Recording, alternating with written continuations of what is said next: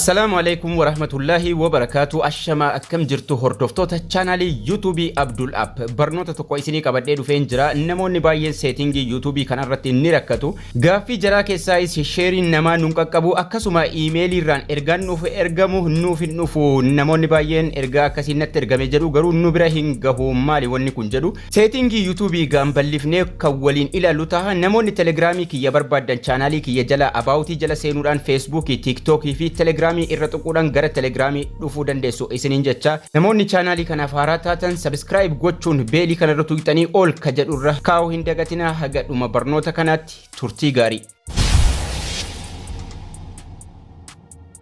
Egaan kallattiidhumaan gara barnoota keenyaatti yeroo seennu YouTube appii kana fayyadamna. Hundi keessanuu profiiliin keessan as jira. Profiilii keessan irra tuquudhaan settingii irra dhaqna jechuudha. Gara settingii deemnee settingii irraa maal akka sirreessuu qabnu waliin haa ilaallu. Settingii ka jedhu kun ni jira erga profiilii keenya irra tuqnee booda jechuudha. Settingii kana keessa seenna. Settingii irra yeroo seennu ka jalqaba general jira. Generalii kanarraa maal onii qabu gochuu qabna, maal ofii gochuu qabna. Keessattuu namoonni dhuma irraa restrictioniin onii isin jalaa ta'e ofii gochuu qabdu hunda isaatu jechuudha. Irra caalaan isaa waan isin hin barbaachifne jechuudha. Dark themesin kun gurraachessuu fi akkasuma playback feeds jedhee jira. Viidiyoo yeroo calliftanii irra dhaabbattan osoo hin tuqin akka inni taphatu gochuu fi walumaa galatti generalii keessa wanni jiru irra caalaan isaa ofii dhuma tahuu qaba jechuudha. Waan YouTube irratti isin barbaachisuuf miti. Keessattuu dhuma irraa restricted mode ka jedhu ofii tahuu qaba. Commenti isin jalaa cufa. Data savingin kun namoota data fayyadamtan data save gochuu fi auto play jira.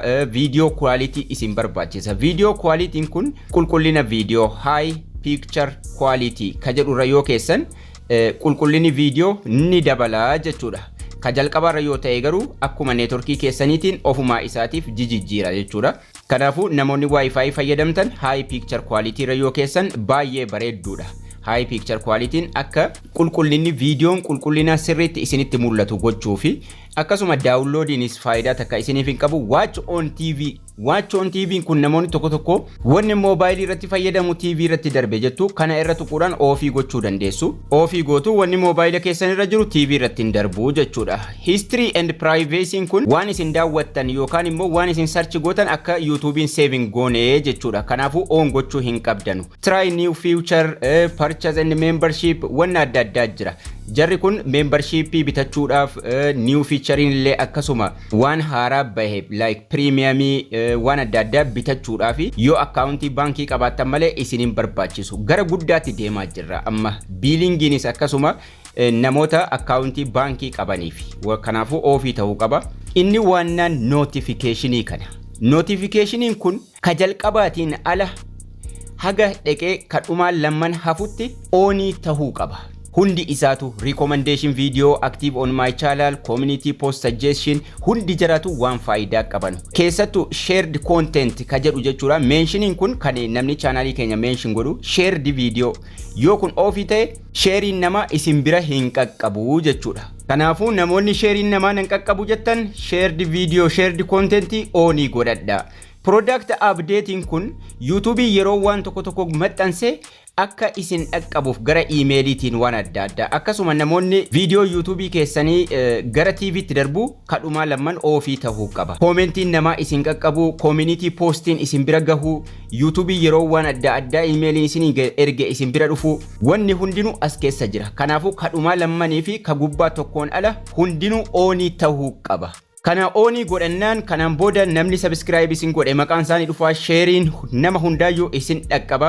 Commentiin isin barreessitan akkasuma isin dhaqqaba. Sanaan ala kan hafe live chatting, accessibility wanni irra caalaan sanaa gad jiru notificationiidhaan ala wanni inni faayidaa guddaa isinii qabu hin jiru. Notification isa jedhu keessa settingii keessa akka seentanii notification isa jedhu ka jalqabaa qofa dhiiftu jechuudha. Studil digestii qofa dhiiftu. Subscriptioniin, recommendationiin, active on my channel, community post hundi jiraatu onii ta'uu qabu. Sanaan booda wanni hundinuu isin dhaqqaba jechuudha sirriitti. Kadhumaa lammaniif ka gubbaa tokko qofa dhiiftu. Baay'ee salphaadha. Profiilii dhuma keessan irra tuqxanii kaataniiti kan isin settingii argattanu. Profiilii irra ni tuqxu, settingii keessa dhayxu. Direct gara settingii irra yeroo tuqxan notificationii bira isin geessa. Notification general jedhee jira. Notificationii dha kan isin tuqattanu jechuudha. Notificationii erga tuqattanii kaatanii ka jalqabaa ni dhiiftu.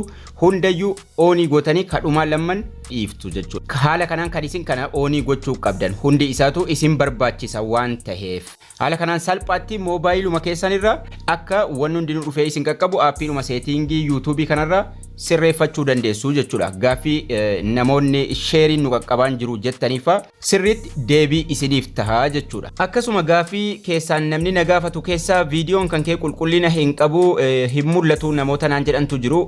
Namoonni sun viidiyoo irra yeroo tuqxan viidiyoo kamiyyuu yoo ta'e jechuudha iskiriiniidhuma isaarra tuqxu yeroo tuqxan mallattoon seetingii tokko isiniif baha. Iskiriiniidhuma viidiyoo taphataaruu kanarra tuqxu jechuudha. Bakkuma ta'e yeroo tuqxan mallattoon seetingii tokko isiniif baha gubbaa kanatti. Mallattoo seetingii sanarra tuqattu. Mallattoo seetingii sanarratti tuqxanii qulqullina isaa jijjiirtu jechuudha. Amma 360 irra jira quality jedhee irra tuqna yeroo irra tuqnu gara qulqullina jijjiiruu nu geessa jechuudha. Quality bakka jedhu kanarra tuqna. Sanaan booda asitti advanced jedhee select specific resolution ka jedhu kanarra tuqattu. Asuma jalaa jechuudha. Advanced ka jedhu kanarra yeroo tuqxan fakkeenyaaf namni 444 yookaan 240 irra jiru qulqullina hin qabu. Yoon 444 irra kaahe qulqullinni isaa baay'ee du'aa barreeffamni hin mul'atu. Seetingiidhuma kanarra tuqxanii yoo akkas isin jalaa ta'e quality kanarra tuqxu advanced irra tuquudhaan advanced irra quality bareedaa irra keessu qulqullina bareedaan kan isinitti agarsiisu 480 720 720 irra yeroo keessan barreeffamni hundinuu qulqullaa'ee sirriitti isinitti mul'ata jechuudha.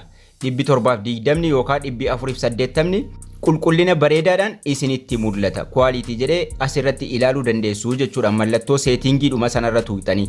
Mallattoo seetingiirra yeroo tuqxan quality'n isaa asitti isinii ba'a asirratti ilaaltu yoo hin taane ni jijjiirtu jechuudha. Haala kanaan viidiyoo kamiyyuu qulqullina isaa jijjiiruu dandeessu. Namoonni baay'een viidiyoo kiyya argachuuf rakkachaa jirtan jechuudha. Chaanaalii kiyya kana jala seentanii mata duree adda addaatiin lafa kaa'amee jira. Akkuma hoomii chaanaalii kiyya jala seentaniin barnoota viidiyoo editingii jedhee mata dureedhaan akkasitti jala isaa kan jiru barnoota AdSense keessattuu barnoota AdSense jalatti akkaataa piiniitti guutan piinii yoo dhufuu dide akkaataa mooniitti guutan akkasuma barnoota StreamYard live YouTube irraan seenuudha waan StreamYard wal qabate hunda achi jala argattu jechuudha. Mata duree mataa ofii qaba barnoota YouTube jedhee barnoonni YouTube akkasuma achi jala sirriitti jira.